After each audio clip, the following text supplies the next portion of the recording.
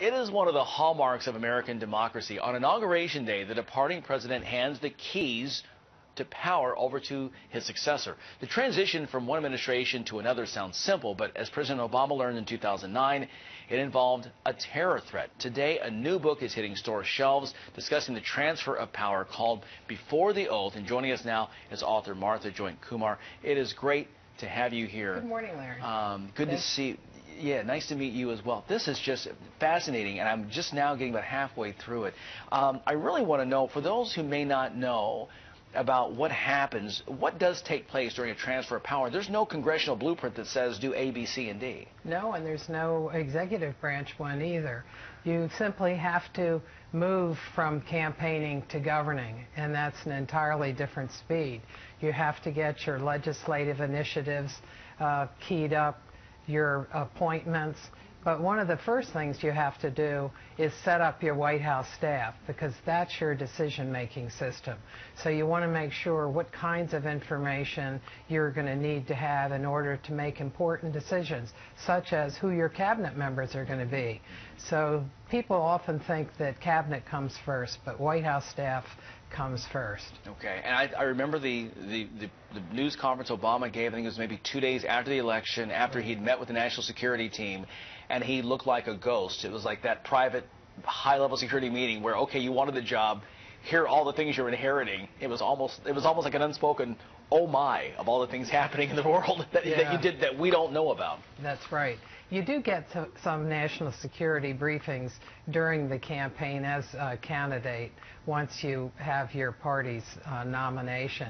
But once you're a president-elect, then you get more information. And then when you get to be president, further still. Yeah. It's all in there. Is it awkward when for this transition? I mean, in 2008, Obama had spent a year and a half bashing George W. Bush, and now he has to depend on him to get the job done to get into the office. No, not really, because everyone understands that that it takes one kind of way of being to get there, and then once you get into the presidency, everybody's thinking about the sitting president and the one coming in are thinking about the presidency itself, the shape of the office, and what needs to be done to make a solid start. Because that early period is a time when there's a great deal of goodwill, and you can get a lot done. But on the other hand, you're least prepared to do it, to take advantage. But the kinds of things you do early on really make a difference into your legacy. If you look at some of the things that President Obama had to deal with right at the beginning, such as the financial collapse. And so the auto bailout, one of his signature items that is going to be part of his legacy, was early on. Lilly Ledbetter Fair Pay Act, that also was something that was early on. American Recovery Act. All of those things were very important. Yeah, go to buy a new car right now, you'll see the difference in the gas mileage. I have just a few seconds. I don't have much time. I know that this is way too complicated to get into. We've talked about that before we did the interview.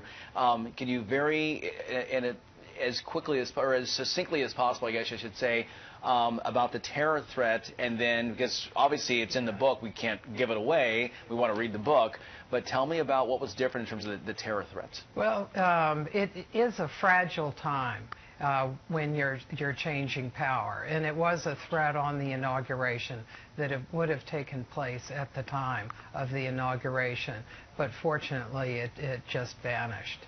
But it was something that people were preparing for and had to think about, so that when the Obamas were with the Bushes in the Blue Room having coffee, the top cabinet people were in the Situation Room discussing the threat on the inauguration. That's serious. Okay. Wow. Well, I cannot read. I'm going out of town this weekend. Cannot read on the plane to read the rest of this. Cannot wait. Martha Joynt Kumar, congratulations. The book again is Before the Oath.